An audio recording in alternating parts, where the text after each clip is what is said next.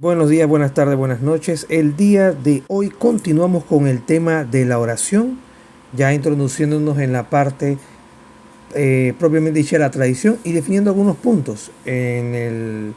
Digámoslo así, en el capítulo anterior habíamos visto el tema de la oración desde el tema de la tradición, de la Sagrada Tradición con T mayúscula y con T minúscula. Ahora, bueno, ya esas diferencias fueron ya estipuladas y se entiende en parcial o medianamente el concepto. Pero ahora, para darnos más firmeza, para poder ver el tema de la oración desde otros puntos de vista, desde la Sagrada Tradición también, les voy a introducir dos términos que le podrán ser de utilidad para que sea más fácil entender el tema de la Sagrada Tradición, vista la oración desde este punto de vista, valga la redundancia. Y hablamos específicamente, en este caso, de los términos del Padre Apostólico y Padre de la Iglesia.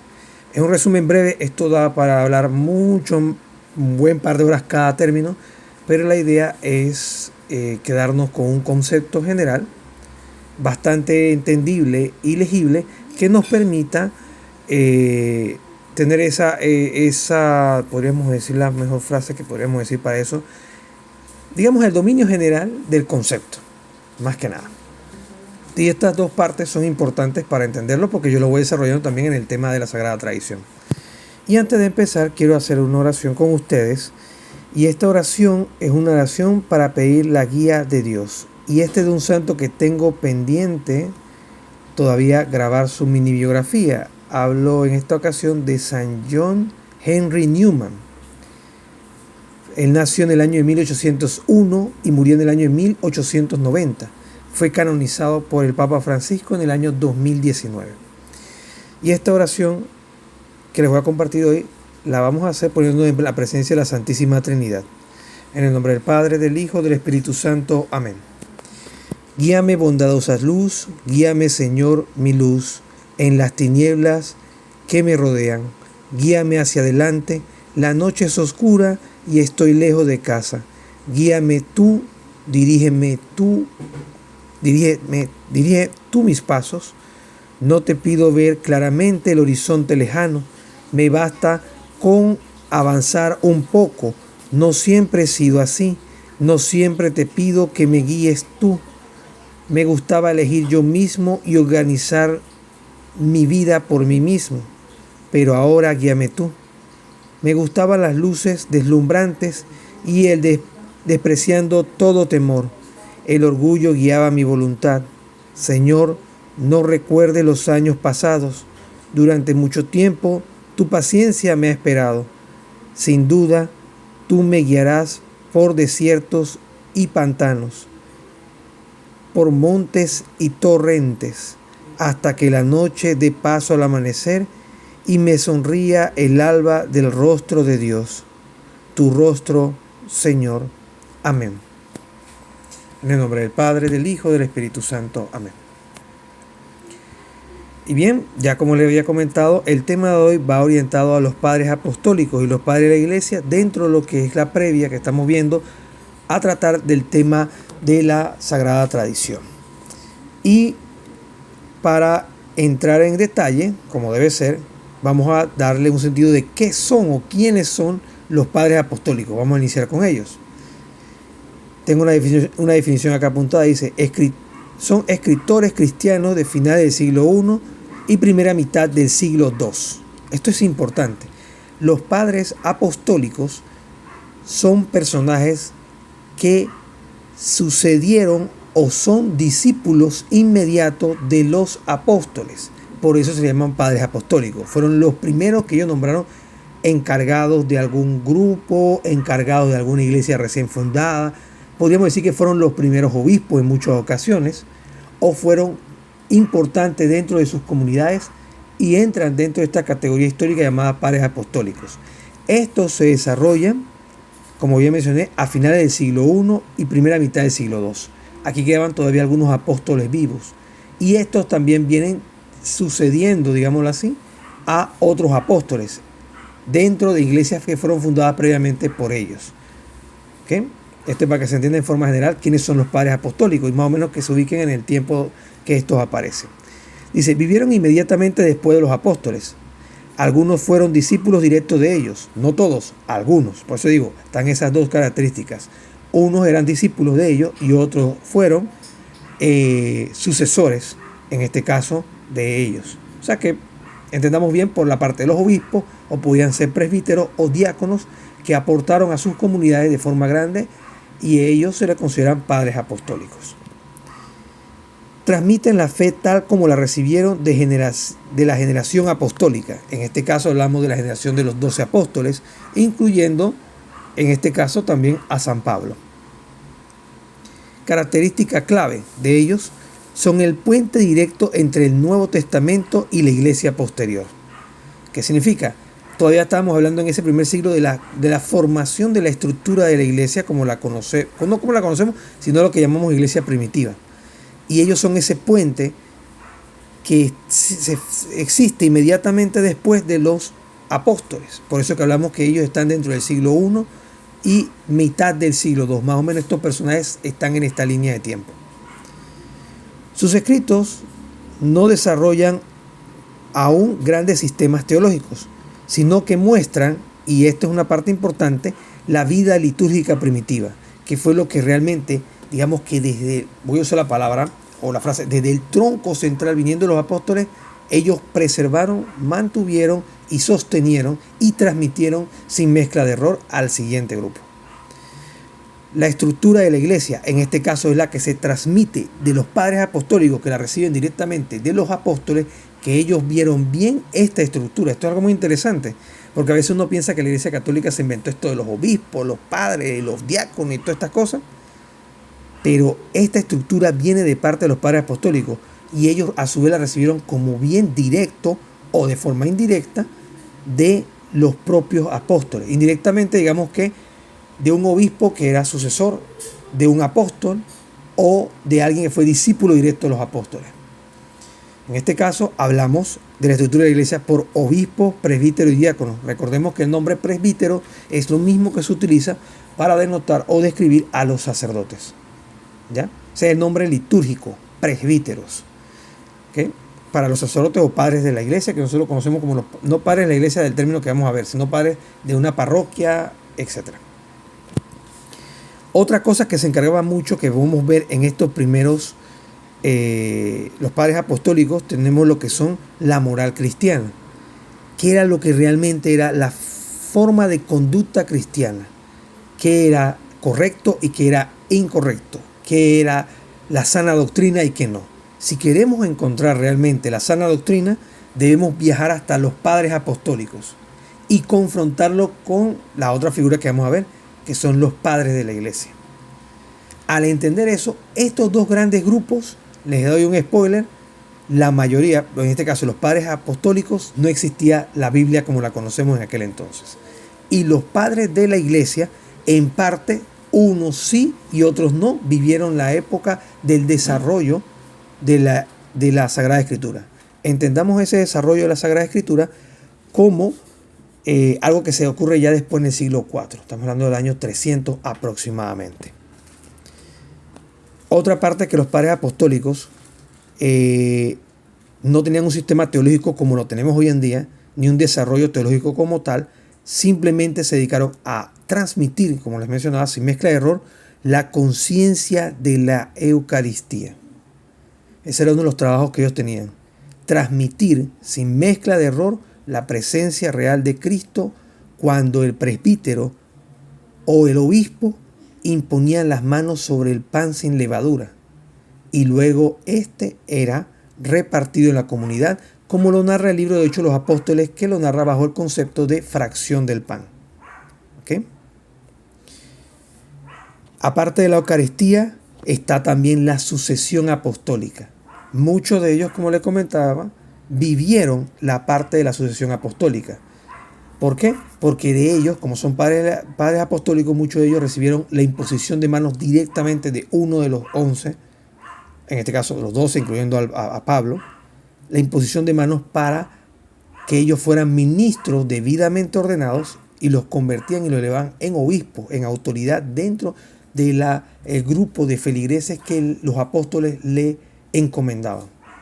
Entendiendo esto, ellos también tenían que ver mucho el tema de la sucesión apostólica, pero esta sucesión apostólica no se transforma en división, sino que ellos también tenían el deber que en medio de la sucesión apostólica, de las comunidades que se fundaban aquí y allá, mantener la unidad de la fe. Entonces, para mantener esa unidad de la fe tenían que estar constantemente en comunión, no solo en oración, sino en las reuniones podríamos decir, conciliares, donde ellos se reunían con los que quedaban vivos, digamos así, de los apóstoles, para resolver temas.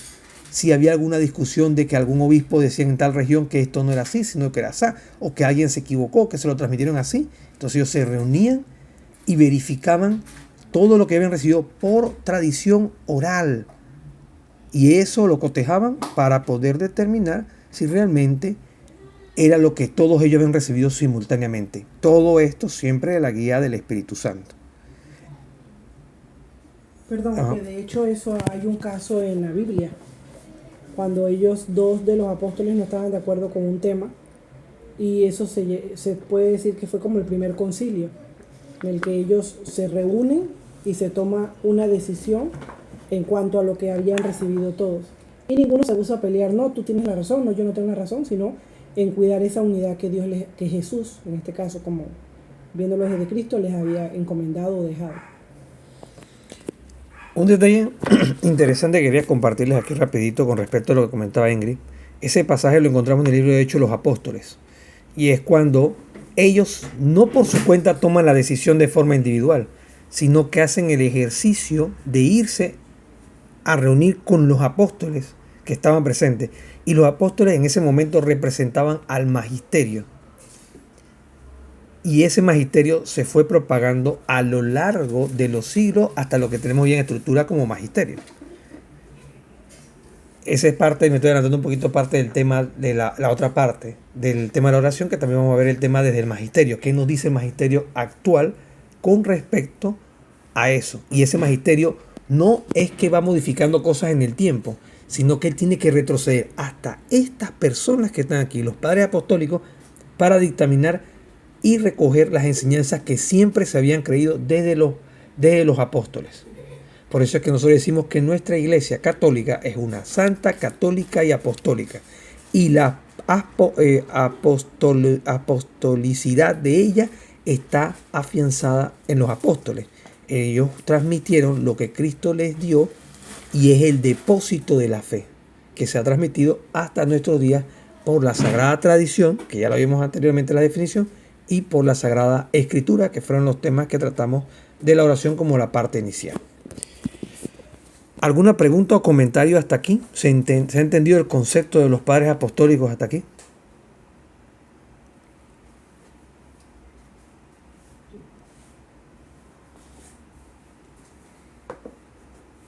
¿Hay algún detalle interesante que quiero compartirles antes que me hagan alguna pregunta? Toda persona, llámese católica o no, y quiere cotejar, digámoslo así, o confirmar que su fe es la correcta, debe viajar hasta los padres apostólicos. ¿Por qué debe viajar hasta los padres apostólicos? Porque ellos, aunque lo que ellos dicen y lo que tenemos escrito de ellos no es palabra de Dios, es sagrada tradición.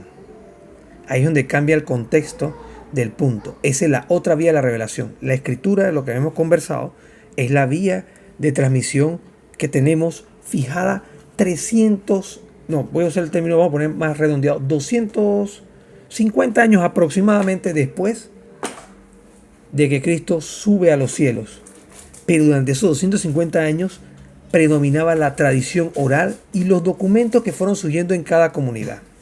Llámese los evangelios, llámese todos estos documentos. De allí, la iglesia como madre y maestra y cuna y baluarte de la verdad fija documentos en base a criterios y con la guía del Espíritu Santo y lo que enseñaba la Sagrada Tradición, fija documentos como palabra de Dios. De ahí surge el canon bíblico. ¿Ok? Entonces, si yo quiero realmente entender de dónde viene la fe cristiana, debo buscar documentación de la Sagrada Tradición. Y esa documentación, la más certera que voy a encontrar, sin mezcla de error, es a los padres apostólicos. Y ellos se hacen, nosotros como iglesia actualmente, somos un eco de lo que ellos transmitieron. Por eso es que existe la estructura de obispos, sacerdotes o presbíteros y diáconos. Y esa es la estructura que se ha mantenido a lo largo del tiempo hasta nuestros días. Y no se puede alterar. Porque Jesús lo dejó así. Y eso es lo que se ha transmitido de la Sagrada Tradición. Por eso es que la Sagrada Tradición tiene autoridad igual a la Sagrada Escritura. Perdón, ahí también quería recalcar que hay un versículo bíblico que nos habla de que la iglesia es columna y baluarte de la verdad. ¿Qué iglesia? Esta iglesia primitiva que deja a Jesús, que deja en Pedro, le da la llave a Pedro y queda fundamentada sobre los apóstoles. Entonces, de esa iglesia es la que él dice columna y baluarte de la verdad. Ahora sí, ya comentando esta parte extra, no sé si alguien tiene alguna pregunta o comentario ya en este punto. Si no, continuamos.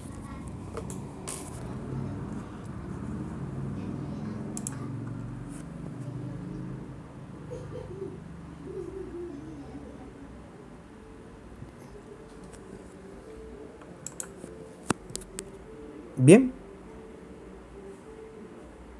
Si no hay preguntas, voy a darles algunos ejemplos que pueden googlear de padres apostólicos. Son algunos ejemplos rápidos de nombres. Si tienen dónde apuntar, pueden apuntar y después buscar. De ellos hay libros, hay documentos cortos que se pueden leer en internet que nos pueden ayudar para entender que ellos escribieron y dejaron por escrito. Ojo, no es palabra de Dios, pero es sagrada tradición, por lo cual tiene un respeto y autoridad igual a la Sagrada Escritura. Por ejemplo, tenemos a San Clemente de Roma. Ese es un padre apostólico. También tenemos a San Ignacio de Antioquía, el amigo de aquí de Ingrid. San Policarpo de Esmirna, otro amigo de Ingrid. Él o los autores de la Didache. Ese es un libro que yo creo que ya se lo he mencionado en otras oportunidades. Estuvo muy cerca de quedar sustituyendo el libro de Hechos de los Apóstoles cuando se estaba discutiendo el canon del Nuevo Testamento. ¿Y por qué? Porque este narra muchas cosas sobre la estructura de la iglesia primitiva. Más concreta que incluso el propio libro de Hechos de los Apóstoles. Por ejemplo, el pastor de Herdas. En este caso, este escrito no todos lo consideran estrictamente como padres. En este caso hablamos de padres apostólicos en un sentido pleno. Y aquí hay un punto de discusión.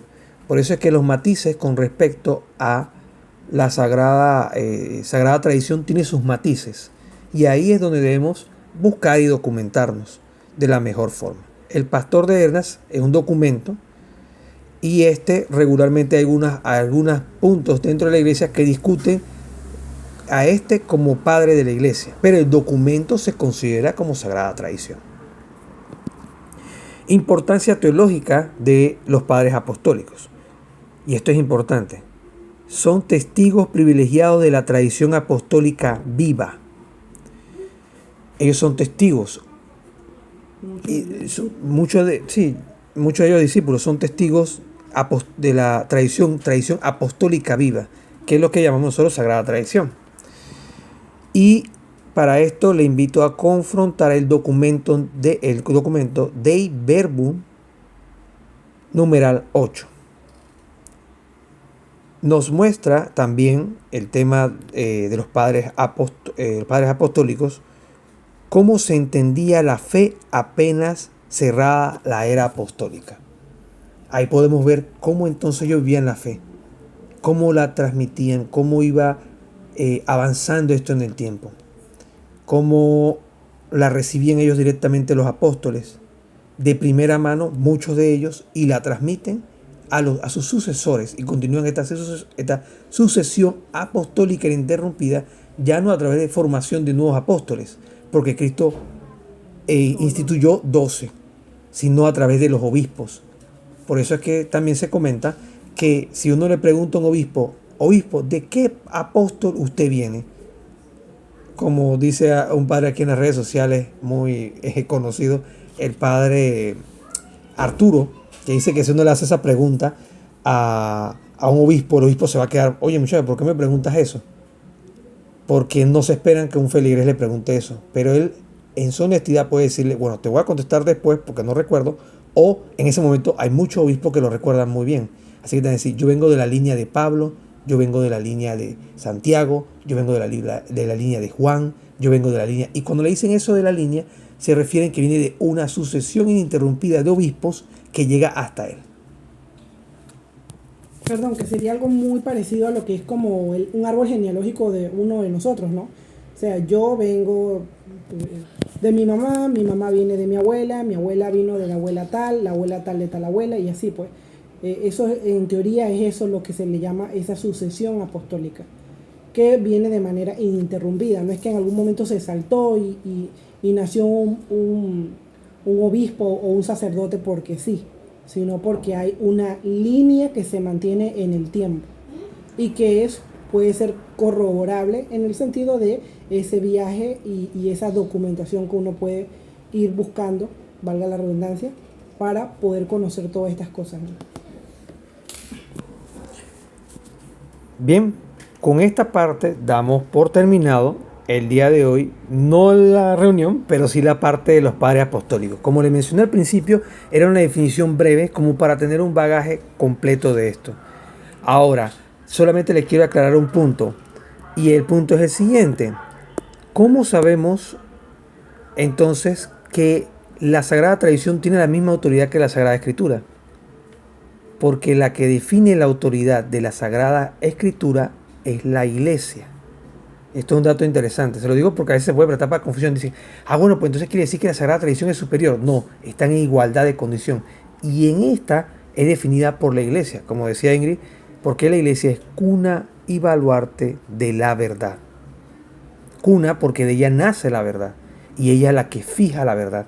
Por eso es que la Iglesia, con su autoridad, con el sucesor de Pedro a la cabeza, puede fijar dogmas dentro de la iglesia, que son un tema que después trataremos más adelante, que lleva por título, y hago el spoiler, verdades eternas, porque son verdades fijadas que la iglesia a lo largo del tiempo ha transmitido, pero fija por temas diversos que han ocurrido a lo largo de la historia. Bien, cerrando el apartado de los padres apostólicos, ahora ingresaremos a los padres de la iglesia. El término es muy similar porque ambos hablan de padres, pero el punto es cuál es la diferencia entre uno y el otro. Ahora veamos qué son los padres de la iglesia. Dice, aquí hablamos de un grupo más grande que abarca desde el siglo I hasta el siglo II y alrededor y avanza hasta el siglo VIII. ¿Por qué avanzamos tanto en el tiempo con esto de los padres de la iglesia? Avanzamos en muchos aspectos con los padres de la iglesia porque estos en particular no solo vivieron con los apóstoles, sino que hicieron grandes aportes en los primeros 1000 años de la iglesia a su desarrollo, constitución y a la unidad de la fe. Por eso aparecen como padres de la iglesia. No solo los primeros siglos, sino hasta el siglo VIII aproximadamente. ¿Quiénes son? Autoridades cristianas antiguas reconocidas por la iglesia. En este caso, son reconocidas como padres de la iglesia.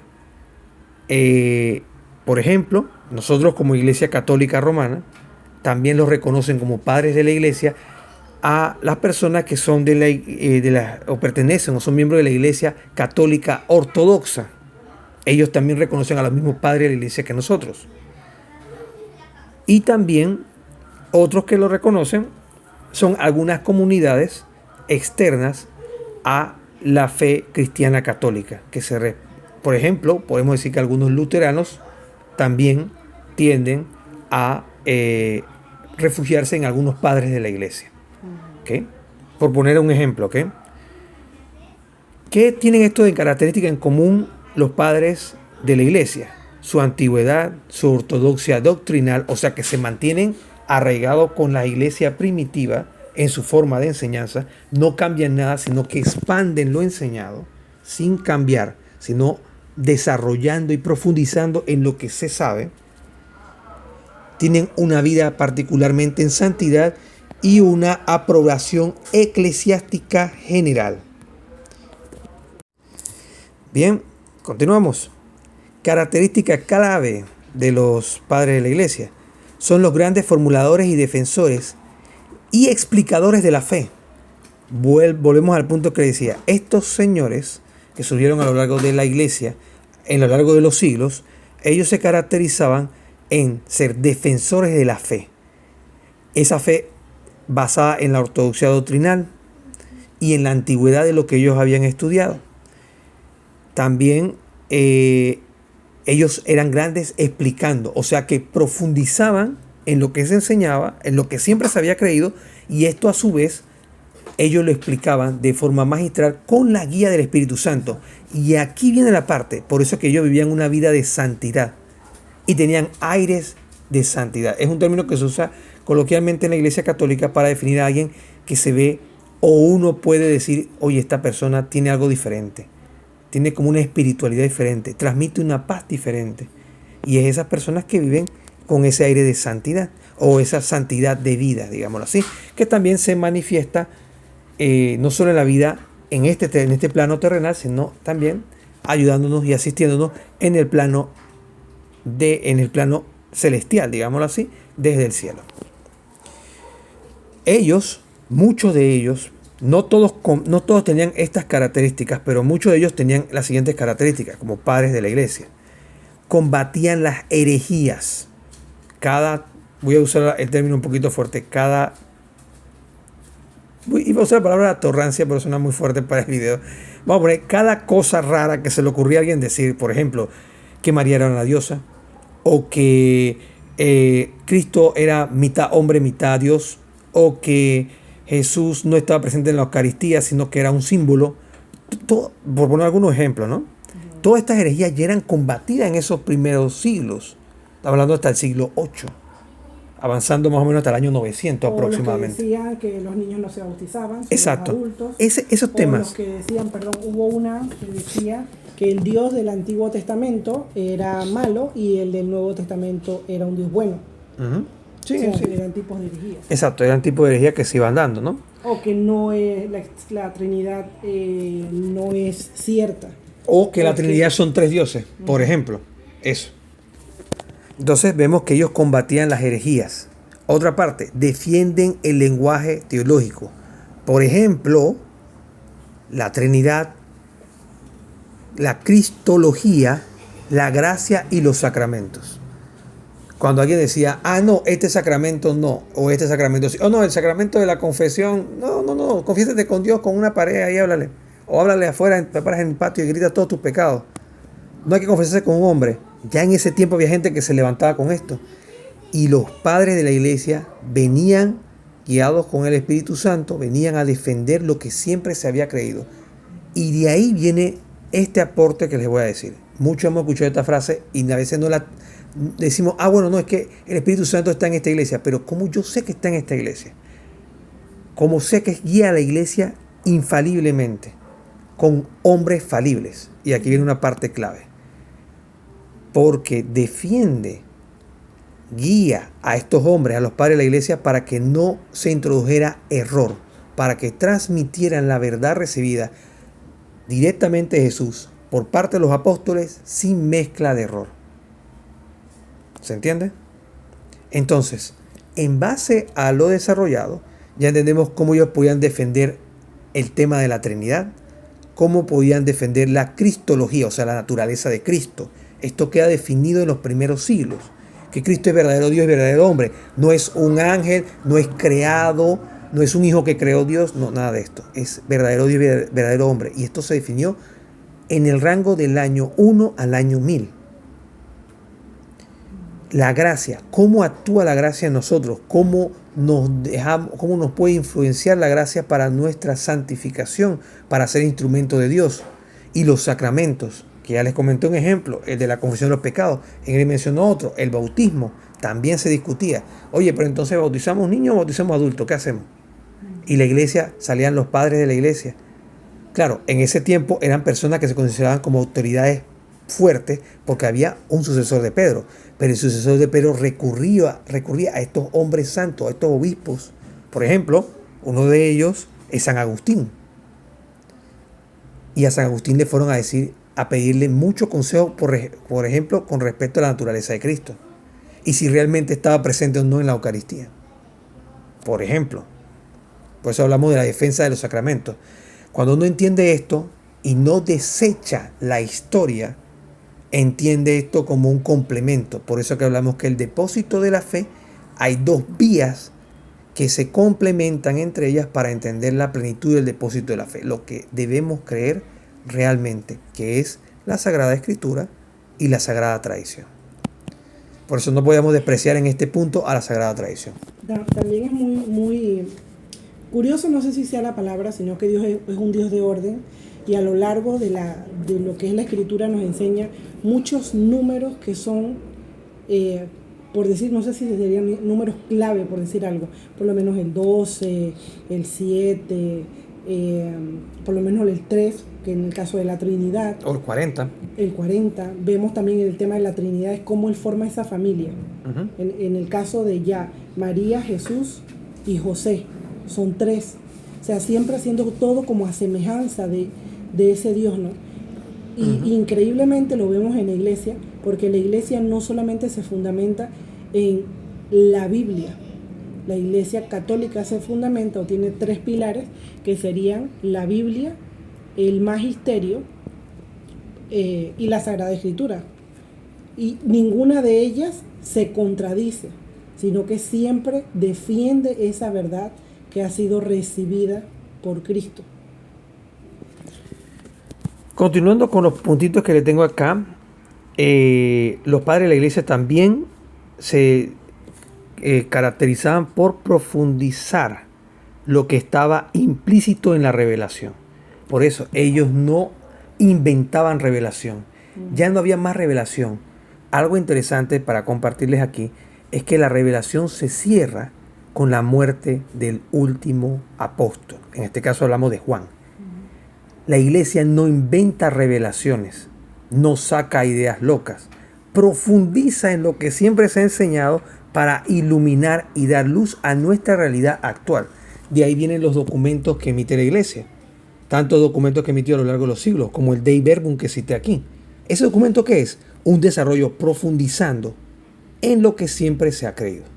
No es inventando de la nada y que bueno, ahora qué inventa el Papa, o ahora qué inventa el magisterio, o ahora qué... No, es a través de lo que siempre se ha creído, profundizando, amarrándonos a los múltiples escritos de los padres apostólicos y los múltiples escritos de los padres de la iglesia y de tantos santos que han desarrollado teología, como hablamos uno de los grandes, Santo Tomás de Aquino, con su documento La Suma Teológica. Él no inventó nada. Él tomó lo que siempre se había creído y lo profundizó en un grado sumo que puede hoy en día utilizarse para entender verdades eternas. Hablamos de los dogmas fijados por la iglesia. Y que de hecho, como dato curioso, los escritos que él deja no solamente lo usa la iglesia católica, lo usan universidades, en caso de a veces algunas carreras, como si no me equivoco la carrera de abogacía, y algunas iglesias no católicas también, porque a veces se meten en temas que no saben cómo hablar de eso. Entonces recurren a estos personajes de los primeros siglos, pero claro, volteando todo a lo que ellos quieren que sea su verdad, más no la verdad que es recibida desde siempre. Por lo menos hay un tema que es también bien interesante y hasta delicado, y es cuando también se discutía, en este caso, el tema de la salvación, si la salvación se pierde o no se pierde. Porque muchos dicen, no, recibe a Cristo y ya serás salvo tú y tu familia. Pero eso no es así, y la iglesia no le enseñó así, no lo recibe así. La iglesia enseña desde los primeros cristianos que la salvación podemos perderla. Por eso es que esto es una carrera, como lo decía Pablo, hasta el último día de nuestras vidas. Porque no es que porque ahora vamos a misa todos los días, comulgamos, tratamos de hacer las cosas bien, tenemos las cosas aseguradas que vamos para el cielo. No, porque en el camino el enemigo nos va a tentar día tras día. Y si nosotros caemos, y por más que tratemos por nuestra propia fuerza, si nos mantenemos fuera de la gracia de Dios, podemos perder nuestra salvación. Bien, ya tratamos el tema ahora de la profundización de lo que estaba implícito en la revelación. Esto es una característica de los padres de la iglesia. Por ejemplo, les cuento una anécdota, la famosa anécdota de San Agustín.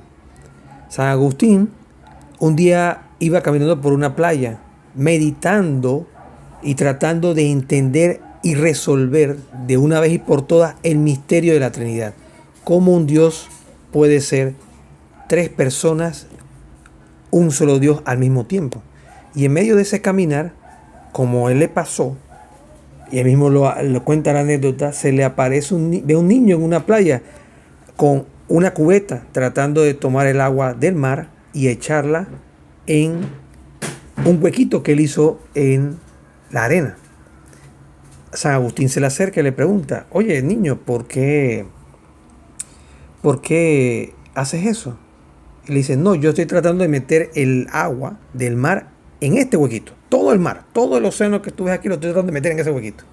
Y le dice San Agustín: pero eso es imposible. Y el niño le responde: eso mismo tú tratas de hacer al tratar de entender por su totalidad el misterio de la Santísima Trinidad. Y en ese momento, cuenta la tradición y la anécdota de San Agustín, el niño desaparece, se esfuma. Y él entendió ahí que es una verdad de fe que él recibe, que puede la iglesia profundizar tratando de darle un sentido humano, pero que no puede en su totalidad acaparar. Porque estamos tratando de entender a un Dios que es infinito. Y esos son de esos misterios de fe que nunca podremos profundizar, sino que aceptamos y recibimos y tratamos de entender desde nuestra limitada capacidad como seres humanos. Les traigo esta anécdota porque San Agustín le pasó, por ejemplo. Ahora, les cito algunos ejemplos de padres de la iglesia. También los pueden buscar en internet. Hay libros de estos. Por ejemplo, un San Irineo de León, un San Atanasio, un San Basilio, un San Agustín, que hablé ya mucho de él, un San Jerónimo y un San Gregorio Magno. Le doy un dato curioso: San Gregorio Magno es un santo, fue un obispo, y su palabra de magno viene del término de grande. ¿Okay? Importancia teológica de los padres de la iglesia. Son fundamentales para el magisterio, los concilios y la formulación dogmática.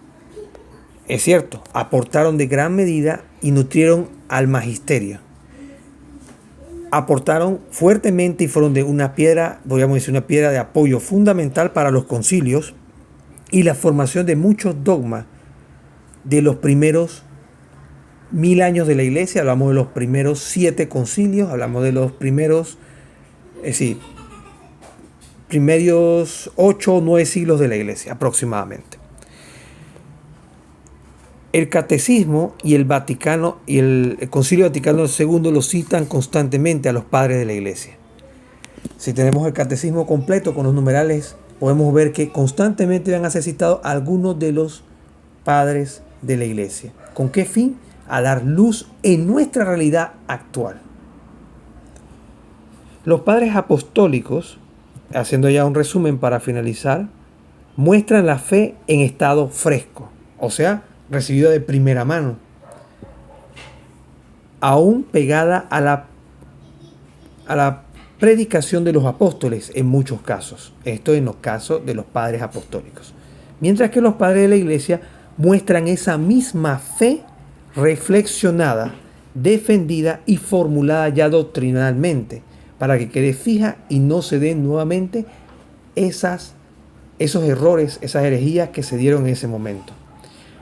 Por eso, y aquí me voy a meter en un comentario, por eso es que nuestros hermanos cristianos no católicos, al separarse, perder la tradición y no seguir lo que la iglesia enseñó, caen de vuelta poco a poco en herejías que ya han sido eliminadas, han sido discutidas y han sido fijadas como verdades de fe, no las herejías, sino resuelto en la discusión, y se fija un dogma producto de esa discusión hace siglos atrás. Pero al desconectarse de la vid, al desconectarse de la iglesia, ellos han perdido esa continuidad, y entre más distante se haga la ramita, digamos, se vayan partiendo en varias ramitas y más ramitas y más ramitas y más ramitas, más mezcla de error se da en el proceso y más apertura se da en el tema que se pueda dar, levantarse y revivirse las herejías nuevamente. Sí, porque no mantienen la unidad. Exacto. Teniendo una misma Biblia y la misma cantidad de libros, no opinan lo mismo. Tienen diferencias abismales. Increíblemente, aunque tienen, de repente se pueden llamar, o sea, conocemos, vamos a poner, el Testigo de Jehová, pero el Testigo de Jehová es muy cerrado en su forma, igual el Adventista, igual el Mormón. Pero ¿qué pasa con la rama que conocemos como evangélica? Uno conoce el nombre como uno solo, pero existen miles, porque todas creen de manera distinta, aunque una esté al lado de la otra. Por eso es que muy rara vez uno va a la iglesia del otro, porque cree cosas distintas. Entonces no hay una unidad de la fe y desprecian o desechan esa palabra que le dijo Jesús en muchas ocasiones a sus apóstoles y en enseñanzas: sean uno como mi Padre y yo somos uno. En otra parte de la Biblia dice: una sola fe, un solo bautismo, una sola iglesia, si no me equivoco también dice así, ¿no? Entonces vamos viendo cómo se va distorsionando cada vez más esa verdad que se recibió al principio. Por último, aquí cerrando, es más, de hecho, las nuevas comunidades evangélicas que van naciendo ya a veces se llaman no denominacional. ¿Por qué entran en eso? Porque empiezan a cambiar cada vez más cosas y a creer cada vez más cosas distintas y distintas y distintas y distintas, y se van alejando de esa iglesia primitiva, de esa iglesia que Jesús nos deja y que Él dice que estará en pie hasta que Él regrese, parafraseando lo que dice el texto, ¿no? Agregando lo que dice Ingrid al final, esta iglesia es sostenida por la promesa de Cristo y con la guía del Espíritu Santo. Esto es importante recordarlo. Por eso es que ni las puertas del Hades prevalecerán contra ella. Y si debemos volver a ser comunidades pequeñas, volveremos a ser comunidades pequeñas, pero sin mezcla de error. Aquí también quiero agregar algo. Esto puede parecer, a los que nunca han escuchado estos temas, uno puede decir: pero ¿cuál es el problema? Que sean muchas iglesias, igual es de Dios y buscan a Dios y enseñan sobre Dios. Pero el punto no es ese, porque el problema es que nosotros como seres humanos no fuimos los que dejamos la regla. La regla, prácticamente, por decirlo así, la deja Cristo. Él fundamenta una iglesia, la deja puesta también en la Biblia, y al transcurso de los siglos se ha mantenido así. No porque se diga: ay, no, es que yo quiero ser el dueño de esta verdad y lo que yo digo es ley. No, es por ese mismo Cristo que deja esto. Entonces uno podría decir: no, bueno, no importa, vamos a cualquier iglesia, total, todas hablan de Dios. Pero recordemos que la iglesia, cualquiera a la que vayamos, no nos salva, pero es una vía para llegar a la salvación. Dentro de esa iglesia vamos a encontrar, como se puede decir a veces, o como se dice en los trabajos, vamos a encontrar viáticos. En este caso, ¿qué es esos viáticos? Los sacramentos y tantas otras cosas que por medio de la iglesia nos enseña el tema de la espiritualidad, del recogimiento, los que conocemos que estar en una hora santa. Pero ¿qué pasa con aquellas que se rompen de esa rama original? Empiezan a alejarse de los sacramentos, por ende dejan de recibir cosas buenas para su alma. Se alejan de la Eucaristía, se alejan del matrimonio, verlo como algo importante, porque sí creen en el divorcio. La Iglesia Católica no cree en el divorcio, ni lo aprueba. Tampoco el hecho de bueno, ahora yo me cuido para no tener hijos porque yo pienso que no es lo que enseñó la iglesia primitiva. Una cosa es la vida sacerdotal, otra es nuestra vocación como familia. Y lo vemos desde los primeros siglos, cómo eran las familias numerosas. Y a veces uno dirá, no, pero es que si tengo muchos hijos, ¿cómo los voy a proveer?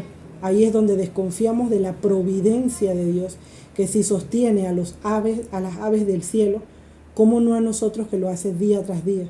De repente no tendremos grandes cosas, ni muchas cosas materiales, pero Dios nos sabe proveer de lo que Él cree que merecemos y necesitamos. Entonces, ahí vemos cómo se va alejando cada vez más todas las iglesias de lo que Dios deja. Por ende, todos esos sacramentos que son importantes para nuestra vida y que nos ayudan a nuestra salvación. Que no quiere decir que el que está fuera de la Iglesia Católica no pudiera salvarse. Pero si estando dentro del católico nos cuesta, ahora podría ser mucho más difícil para el que está fuera, porque no recibe nada de esto y encima recibe una fe distorsionada.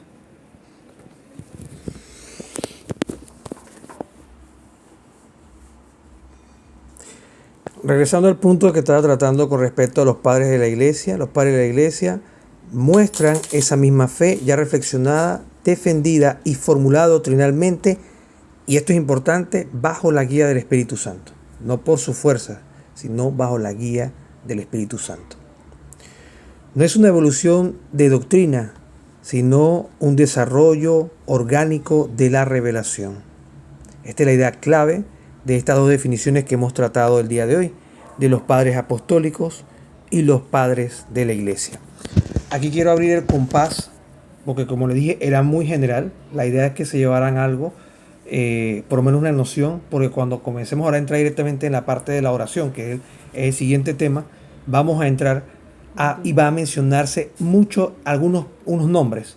Ya por lo menos como ustedes pueden decir, él va a comenzar a hablar de los padres apostólicos. Ellos fueron los que estuvieron directamente con los apóstoles. O, bueno, ¿qué ellos dijeron con respecto a la oración? Esto es lo que yo voy a mencionar. Igual cuando pasemos a los padres de la iglesia. ¿Qué mencionaron los padres de la iglesia? Esto. Ok, ya sé quiénes son los padres de la iglesia. Y luego, en el siguiente apartado, también veremos algunos santos que han hecho aportes a lo largo de los siglos en el tema de la oración. Así que antes de finalizar, voy a dejar un espacio abierto para hacer la siguiente pregunta aquí a la audiencia. ¿Algunos de ustedes, sean católicos o católicos practicantes o no practicantes, no voy a entrar en ese detalle, cristianos, vamos hablando en general, había escuchado alguna vez el término de los padres apostólicos y los padres de la iglesia?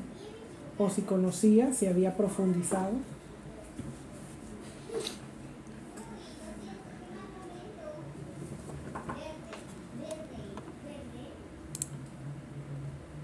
Hola, buenas noches. Buenas noches. Buenas noches. O sea, yo soy como medio mantequilla porque desde el día 1 estoy en el grupo. Ok. Así que les puedo decir que sí, he oído bastante sobre los padres apostólicos y los padres de la iglesia. Ok. Así que no sé si alguien más tiene alguna otra opinión. O comentarios también.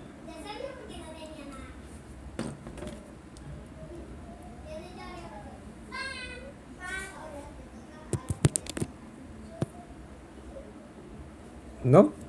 No hay comentarios, no hay preguntas. ¿Vamos bien? Pues bien.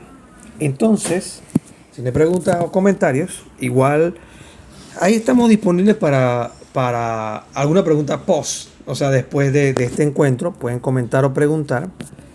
Ya ahorita vamos entonces a cerrar esta sesión. Fue algo un poco más breve que las sesiones anteriores, porque ya más o menos ahora tengo un esquema como para dividir el tema y no se haga tan saturado, no se condense tanto. Entonces, como digo, esto es muy general. Estas personas, los padres apostólicos, los padres de la iglesia, es un tema profundo, da para hablar varios videos, no es tan sencillo tratarlo en un resumen, pero sí nos da esa parte en este momento para resumirlo y poder compartirlo con ustedes de alguna forma, así de forma breve y concisa, ¿no? Para poder definirlo y distinguirlo claramente y que nos ayude a entender un poquito más el tema de la oración visto de la Sagrada Tradición. Bien, vamos a finalizar con una oración de un gran santo que no es padre de la iglesia, pero es doctor de la iglesia. Es otro título que podremos ver más adelante, en otro momento. En este caso, este doctor de la iglesia hablamos, y un gran teólogo y que profundizó mucho en muchos puntos, hablamos de Santo Tomás de Aquino. Y finalizaremos este encuentro con la oración a Santo Tomás de Aquino, a nuestro Señor Jesucristo. En el nombre del Padre, del Hijo, del Espíritu Santo. Amén. Dame, Señor y Dios mío, que no decaiga ni en la prosperidad ni en la adversidad, que no me ensoberbezca de cosa alguna, ni me deprima en otra, de nada goce o me duela, sino en lo que me lleva a ti o me separe de ti. A nadie deseo agradar, a nadie temo disgustar, sino a ti. Sea para mí despreciable todo lo pasajero, y sea para mí querido todo lo tuyo. Que me hastie el gozo de lo que sea sin ti, que no desee nada que esté fuera de ti, que me deleite el trabajo hecho por ti, que me sea penoso todo descanso que sea sin ti. Concédeme, Señor, dirigir constantemente el corazón hacia ti, y que en mis fallos sepa dolerme con el propósito de enmienda. Hazme, Señor y Dios mío, obediente sin contradicir, pobre sin ser miserable, casto sin depravación, paciente sin murmuración, humilde sin ficción, alegre sin disolución, triste sin abatimiento, maduro sin pesadez, ágil sin ligereza, temeroso sin desesperación, que sea sincero sin hipocresía, que haga el bien sin ser presuntuoso, que corrija al prójimo sin arrogancia, que lo edifique con la palabra y el ejemplo.